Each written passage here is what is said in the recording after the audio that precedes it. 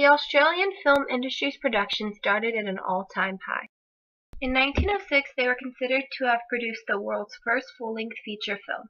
According to the Australian government, the film was the Tate brothers' production The Story of Kelly Gang, a success in both Australian and British theatres, and it was also the beginning of a genre of bushranger, people who lived off the land stories. Bushranging is defined as living off the land and being supported by or stealing from free settlers. In the early years of Australian filmmaking, the audiences and filmmakers were inspired and interested in exploring Australian identity. The Australian cinema thrived throughout the silent era. Some important pioneers during this time period of Australian filmmaking is Ken Hall, Charles Chauvel, and Raymond Longford. Ken Hall is considered one of the most successful filmmakers in the history of Australia. In the years of 1931 and 1946, he made 18 feature films. He gained major profits with these films. The only film he did not gain major profit from was called Strike Me Lucky, even in which that he broke even. No, in hell. Now listen, Miriam, don't try to kid me. Now, where do you live? In hell. Miriam! Come back here, Miriam!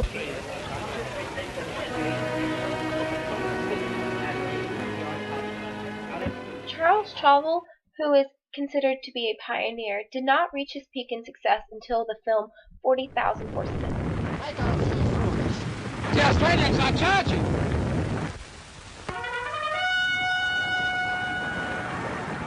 Chauvel introduced color to Australia in 1955 with his film named Jeddah. It was the first film produced in Australia to be filmed in color. His use of Aboriginal themes and his expression of culture was highly debated. This is part of the oldest land in the world, the Northern Territory of Australia. It is my land, and the land of Jeddah, the girl I loved. Raymond Longford is known for being the director of the Australian silent classic The Sentimental Bloke.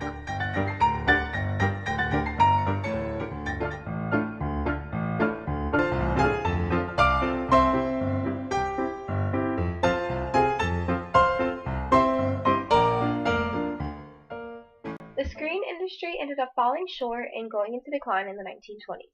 The US and British production that was continuously expanding took over the distribution and exhibition of Australian films. The Australian films were often not included in cinemas. Australian production became almost non-existent in the late 50s and early 60s, with the industry shutting down completely. It is stated in Australia's government that the intervention of the Gorton and Whitlam governments in the early 1970s rescued the industry from its probable oblivion. The government under the Prime Minister Whitlam stepped in to help the film industry. According to Australia's government, Cinesound was the most active of the Australian film studios in the early sound era, producing a number of Australian features, including a popular series of films based on Steele Redd's Dad and Dave characters during the 1930s, as well as newsreels and documentary films. The Waterside Workers' Federation film unit lasted from 1953 to 1958 and was the first film production with a trade union. It gave a differentiation from media found internationally. The unit's most significant film released was The Hungry Miles. The Hungry Miles received a wide acclaim and won an award at the 1957 Warsaw Youth Festival.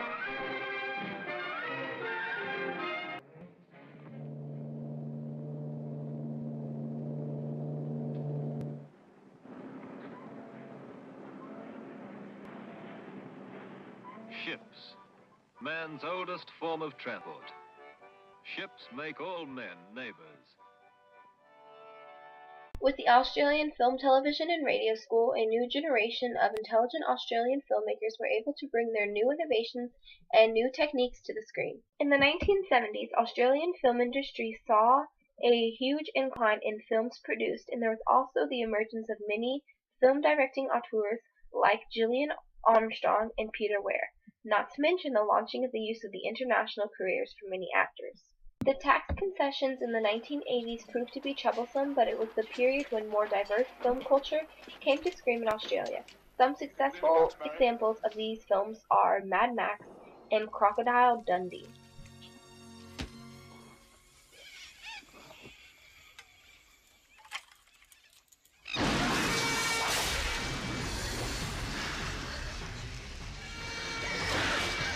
The 90s brought an entirely new wave of Australian directors. Films started becoming more internationally famous, like Shine.